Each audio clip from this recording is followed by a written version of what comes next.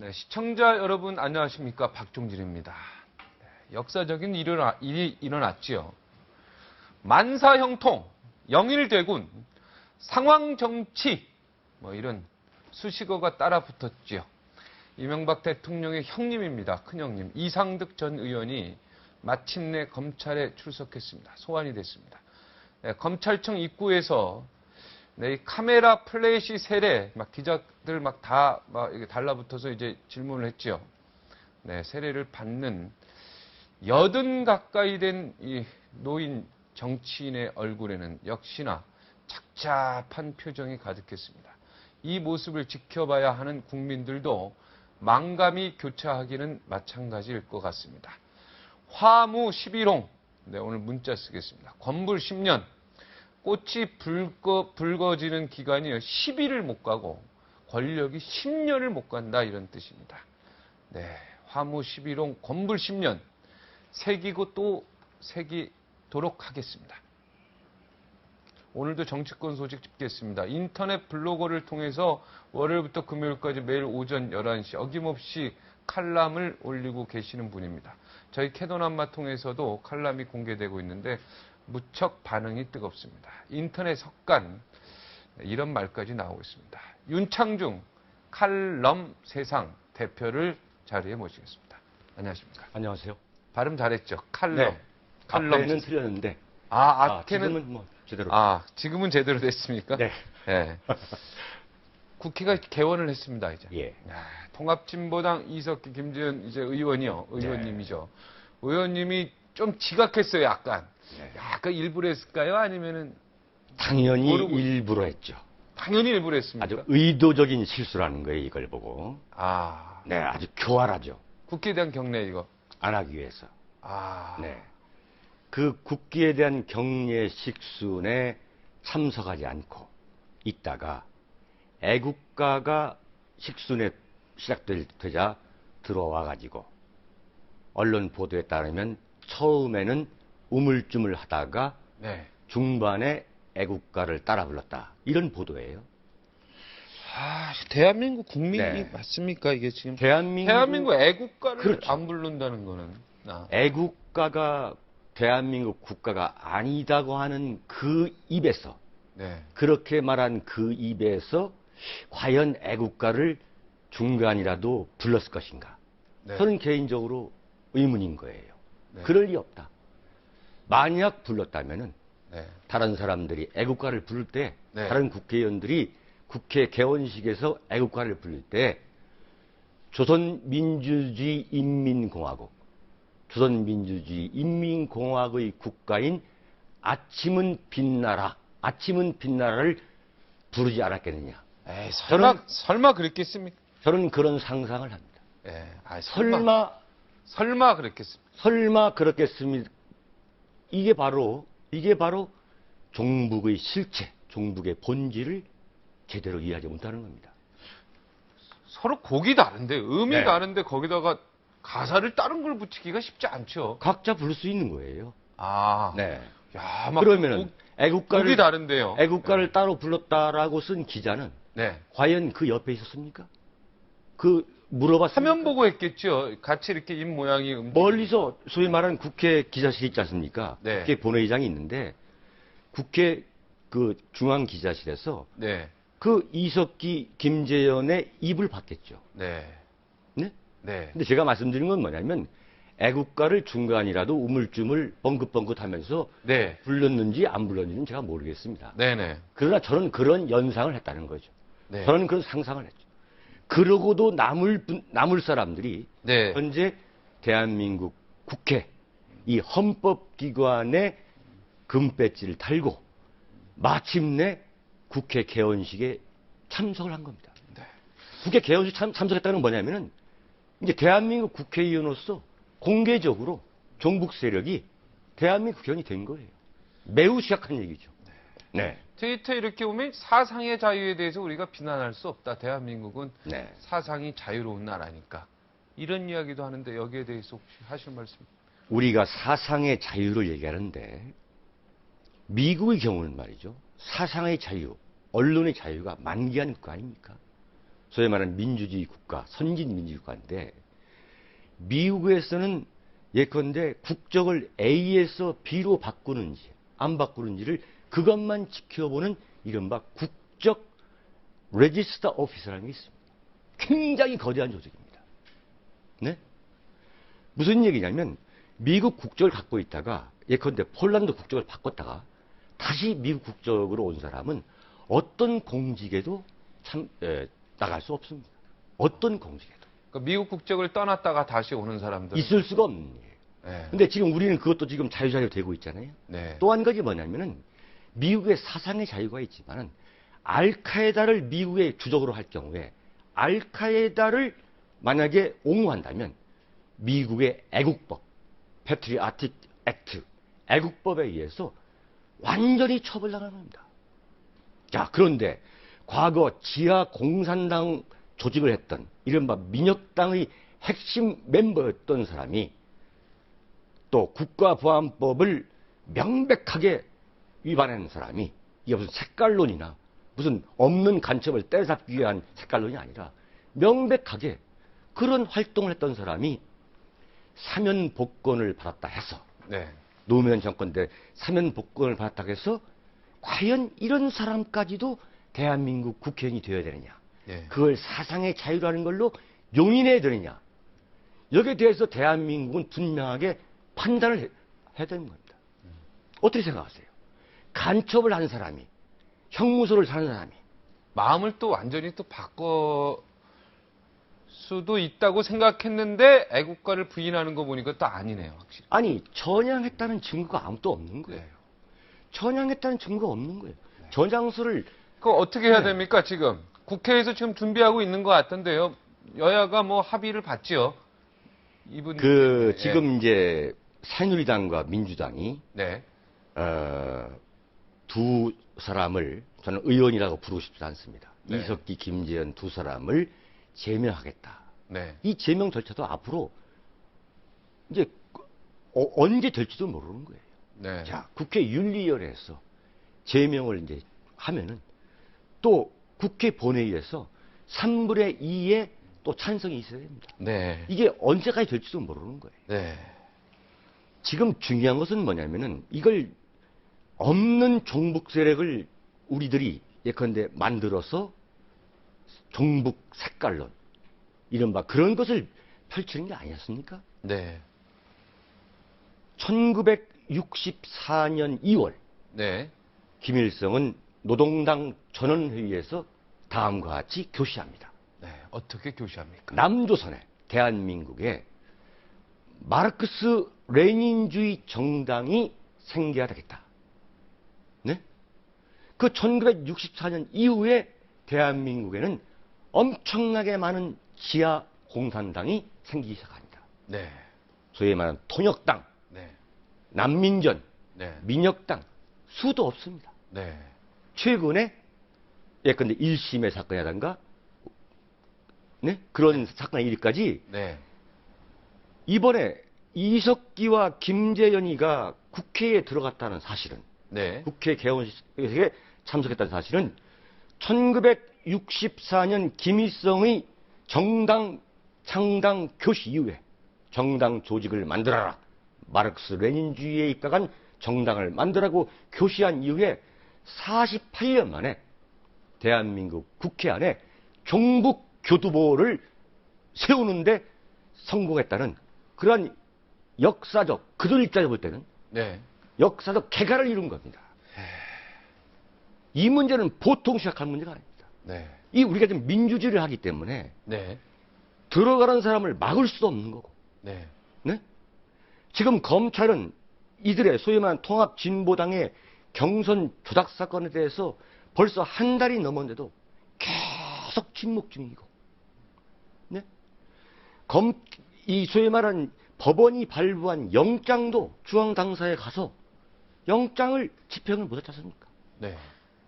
비무장 당원들한테 쫓겨가지고. 지금 제가 어떤 이런 종북 세력의 위협에 대해서 과장하는 게 아닙니다. 대한민국 검찰이 법원에 영장을 발부받아서 그걸 집행도 하지 못하는 나라. 이게 법치주의입니까? 그러기 때문에 그런 자들이 국회의원 금배지를 달고 대한민국 헌법기관인 여의도 입법부에 들어가서 국기에 대한 경례를 하지 않고 애국가도 중간에 부르는 둥 마르는 둥 무슨 노래를 부르는지 마르는 둥 웃지 마세요. 지금 예. 저는 아주 심각합니다. 네네. 나름대로 저는 지금 절규하는 심정으로 절규. 말씀드려요. 네, 죄송합니다. 죄송합니다. 제가 죄송합니다. 노래가 뭐 부르는 나는 예. 이게 제가 겉으로는 웃지만 네네. 정말 국민 여러분께서 예. 이 심각성에 대해서 정말 인식하셔야 됩니다. 네. 네. 그러니까 어떻게 보면은 이제 그쪽 좌파 쪽에서 입장에서 볼 때는 오늘이 역사적인 날이네요. 역사적인 개건 날이죠. 그러면 개가를 이룬 거예요. 두 분이. 자, 이런 일이 있었습니다. 네. 제가 취재 경험입니다만 김영삼 대통령이 1980년대에 초반에 전두환 정권에 의해서 가택연금을 당할 때 좀 네. 연로하신 분들은 기억하시겠지만 그때 밖으로 그 탈출구가 뭐냐면 민주산악회였습니다. 네. 전국을 돌면서 이제 민주산악회 등산을 했는데 네.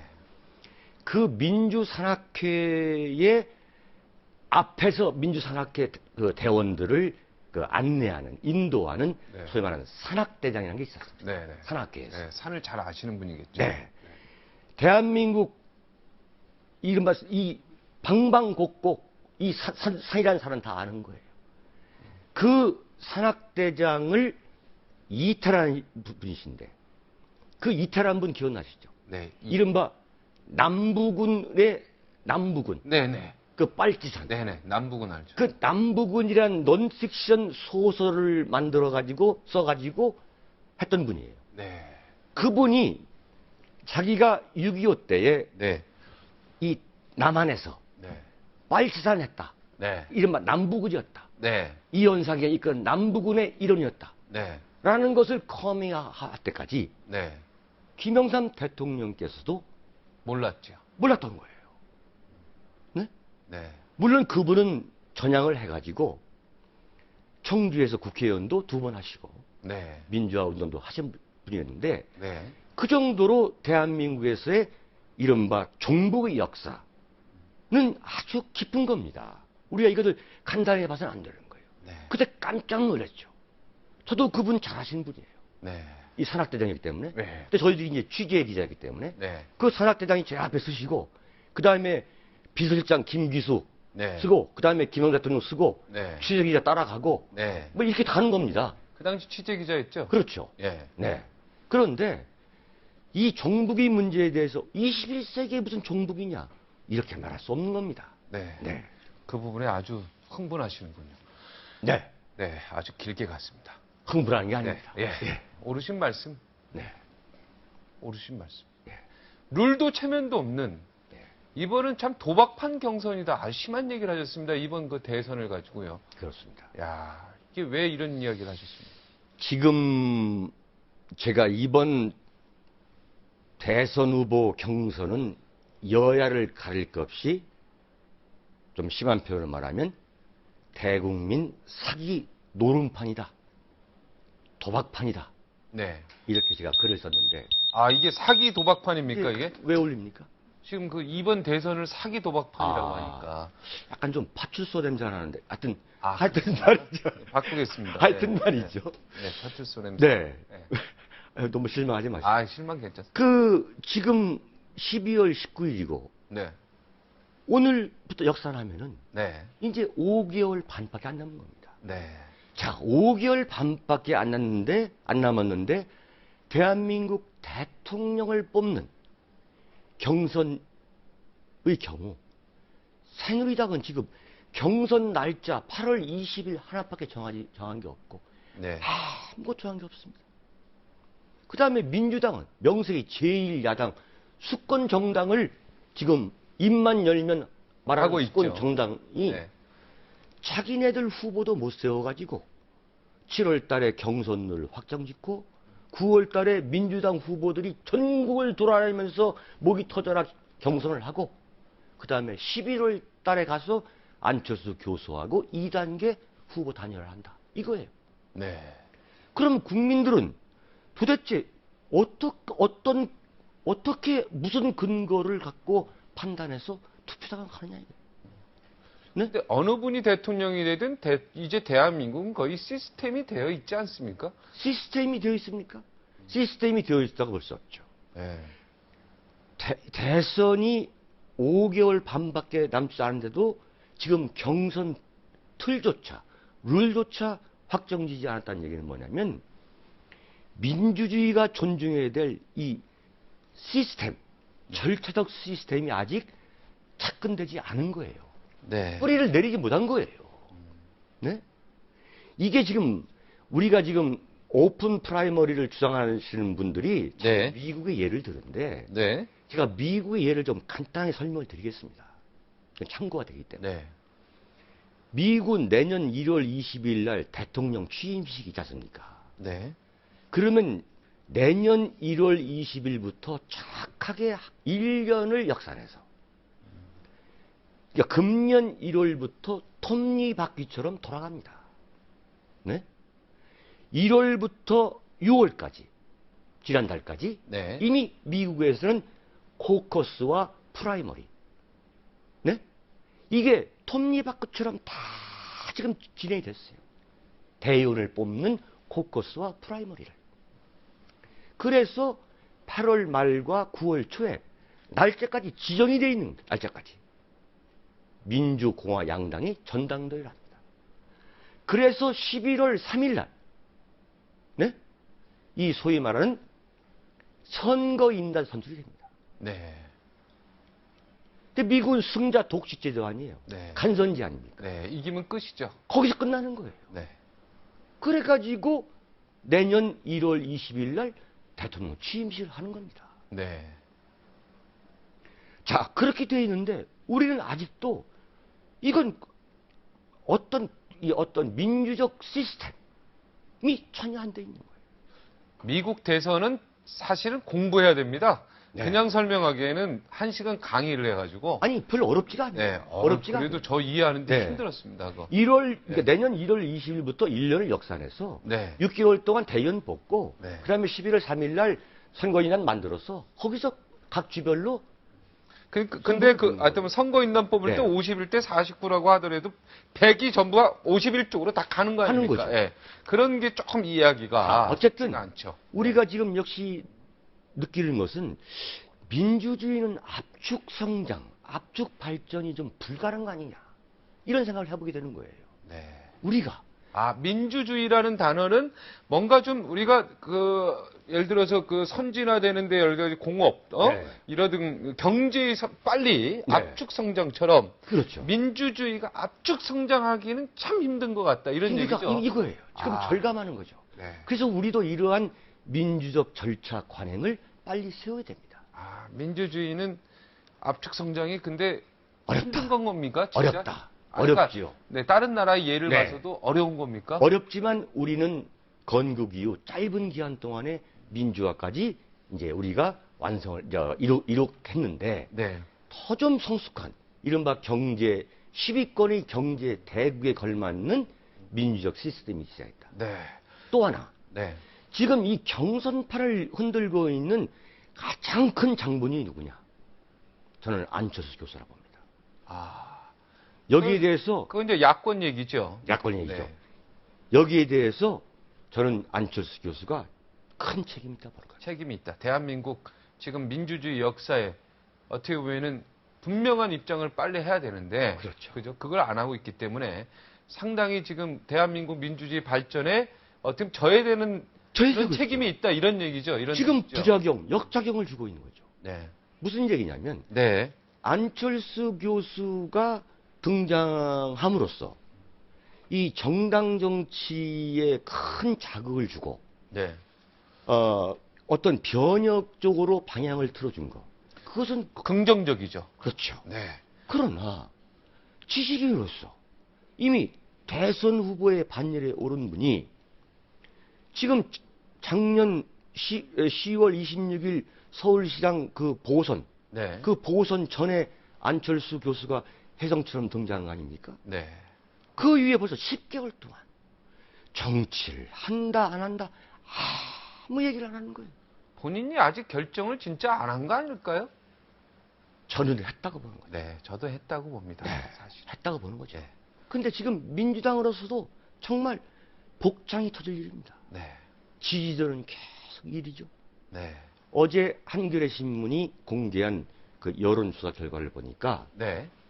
박근혜와 안철수가 1대1로 붙었을 때, 네. 경합했을 때, 네. 그 좀 궁금한데요. 네. 50대 44. 아. 오차범위 1대1로 붙었을 때. 이렇게 붙을 때 50대 44로 나온다. 이렇게 오차 범위 안에 있는 오차 거죠? 범위 안에 있다라고 보도를 하더라고요. 네. 네? 네. 그러니까 민주당으로서도 정말 속이 터질 일이에요. 자, 경선판을 이렇게 복잡하고 혼란 속에 빠뜨린 데 대한 책임. 민주당도 분명한 입장을 해야 되죠. 투트랙 경선이라는 게 그렇죠. 창피하죠. 민주당 입장에서 제일 야당인데, 그죠? 입만 열면 민주주의 말하는 게 민주당 아닙니까? 네. 완전 민주주의는 민주당의 전유물처럼 돼 있는데 네. 투트랙이라는 게 뭐냐면 네. 운동회 할 때 트랙을 하나 만들고 뛰는 게 아니라 네. 2개 만들어 놓는 거예요. 네. 그래서 넘어지지 않고 끝까지 뛰는 사람, 빨리 뛰는 사람, 그 사람 뽑아가지고 결승에 보냈다는 거군요. 근데 안철수 원장이 네. 어차피 민주당원이 아니기 때문에 네. 이건 정당 정치에 어떻게 보면 원칙적으로 보면 좀 위배되는 부분도 있죠. 위배되죠. 정당 정치가 왜냐면 자기네 대변인이든 선거이든 오픈 프라이머리든 자기 당에서 네. 뽑힌 사람이 대선 후보로 나와야죠. 당연하죠. 네. 그게 바로 정당 정치의 그 핵심이죠. 저희가 뭐 민주당을 제가 뭐 싫어해서 얘기하는 네. 게 아니라 그냥 자, 그런데- 만약에 이게 똑같이 새누리당도 이런 식으로 간다면 비겁한 거죠. 비겁한 거죠. 네. 그 비판을 받아야죠. 네. 어찌됐든 안철수 원장을 또 뭐 얌체 새 뻐꾸기에 비교하셨는데요. 글쎄 뭐 욕 많이 먹으셨죠, 그 그것 때문에. 뻐꾸기 얘기를 뭐 또 얘기해야 됩니까? 아니. 네, 네. 네. 그 뭐 지난번 방송 안 보신 분들 네네. 위해서 다시 한번 말씀을 드리면 그 바로 뻐꾸기라는 것은 자기 노력으로 둥지를 만들지 않고 예컨대 종달새 같은 힘이 약한 새가 그 알을 낳을 때 네. 거기다가 들어가서 알을 낳고 그 부화를 시키는 이게 정말 뻐꾸기 아닙니까? 네. 하여튼 안철수 교수가 뻐꾸기 전술이라는 것은 이제 그 정도로 하고 네. 여기서 한 가지 말씀드리고 싶은 게 있어요. 네. 제가 오늘로서 한번 내린 결론은 뭐냐면 네. 안철수 교수의 지지도가 과연 하루아침에 툭 꺼질 수 있는 신기루냐? 어떻게 생각하십니까? 신기루입니까? 아니면 진짜 공중 누각이냐? 네. 저는 같은 얘기 아니에요? 신기루가 같은 얘기죠. 공명 누가 헷갈립니다. 저는 네, 같은 안철수 얘기죠. 교수가 10여 개월 동안 박근혜 전 대표와 이 쌍벽을 이루는 지지도를 유지한다는 것은 네. 이건 신기루로 봐선 안 된다고 봅니다. 네. 이 새누리당이 잘 봐야 됩니다. 뭔가 있어요. 있어요. 네. 그것을 제가 좀 말씀드릴게요. 네. 핵심이 있습니다. 뭐냐면은 저도 참 궁금했어요. 과연 이게 거품인가? 네. 정말 정치 혐오에 대한 반작용인가? 네. 그런데 안철수 교수를 10년 동안 그 따라다니면서 홍보를 담당했던 사람이 네. 5월 달에 책을 내놨습니다. 네. 여기 나오셨어요. 박근혜 아, 신간에 그렇죠. 나오셨습니다. 네. 그 책에 정말 엄청난 자료가 있는 거예요. 네. 안철수 교수가 2008년에 미국에서 돌아와서 네. 2008년부터 대학생들과의 전국 지방대학을 돌면서 네. 이른바 강연을 했다는 거예요. 네. 대화를. 네. 근데 거기서 안철수 교수가 대화를 시작할 때 첫 마디가 뭐였냐면 네. 매우 의미심장한 얘기를 하는 거예요. 네. 21세기의 지도력은 네. 어느 사람이 어떤 지위를 갖고 돈과 권력이 있다 해서 나오는 게 아니다. 네. 21세기 지도력은 대중으로부터 나온다. 21세기 지도력의 요체는 대중이다. 네? 이러면서 전국을 돌아다녔는데 옳은 얘기 같은데요. 네. 옳은 얘기죠. 네. 그걸 꿰뚫어보고 있는 거예요. 네. 그러면서 2009년 10월부터 전국 27개 대학을 그 사람의 표현에 따르면 입이 부르틀 정도로 강연을 하면서 네. 그 강연에 말이죠. 5만 명을 모았다는 거예요. 자원봉사자가 2,700명이었고. 이들이 전부 대학생 아닙니까? 이 대학생들이 SNS, 트위터나 페이스북이나 이 SNS를 통해서 이 젊은 20대, 30대, 40대한테 이 SNS 세대한테 뿌린 그 안철수를 뿌린 것은 상상할 수 없는 거예요. 바꿔 말하면 웬만한 대형 교회 이상의 탄탄한 조직을 갖고 있는 거예요. 정당 조직에 걸맞는. 그 조직이 지금 물밑에서 작동하고 있는 거예요. 그렇기 때문에 안철수 지지도가 지금 떨어지지 않고 있는 거예요. 결론을 내려주시죠. 한 말씀을 드리면 네. 새누리당 박근혜 캠프는 지금 면면을 보니까 라이벌 안철수에 대한 연구가 전혀 되어 있잖아요. 연구가 전혀 안 돼 있다. 전혀. 네. 그 연구가 되어 있다면 20대, 30대, 40대 이른바 2040 세대를 휘어잡을 수 있는, 파고들 수 있는 그러한 면면이 부여할 텐데 그런 게 전혀 없는 거예요. 네. 네, 너무 안이한 접근이에요. 네. 분명히 말씀드리지만 안철수 교수의 말은 맞습니다. 네. 21세기 리더십은 대중으로부터 나온다. 대중으로 나온다. 네, 네. 알겠습니다.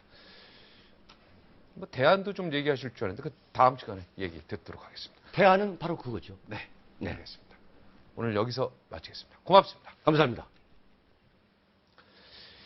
대한민국의 민주화, 격동의 한복판이었던 시절이 있었습니다. 1987년, 그 바로 이전, 1980년도, 네, 5.18 민주화 운동, 바로 그때 우리나라 최고의 대학인 서울대학교에서 총학생회장을 맡아서 대학생들의 민주화 운동을 선봉에 서서 이끌었던 분입니다. MBC 기자로 재직할 때 최초로 MBC 노조를 지금 만들어서 지금 어떻게 보면 MBC 노조 파업을 있게 한 분입니다. 네. 참, 예상을 깨고요, 이분이. 근데 보수 정당인 신한국당에 들어가서 지금 사선을 했습니다. 네, 사선 의원. 요즘 친박계 일색인 지도부에서 유일한 비박계로 고군분투하고 계십니다. 왜 신한국당에 그 당시 들어갔을까요? 지금의 새누리당에요. 그것 좀 알아보겠습니다. 이제는 가장 일관성 있는 보수 정치인으로 알려져 있고 거짓말하지 않는 정치인으로 기자들이 1등으로 꼽고 계시는 분입니다. 궁금하시죠? 네, 심재철 최고위원입니다. 잠시 후 만나보시겠습니다.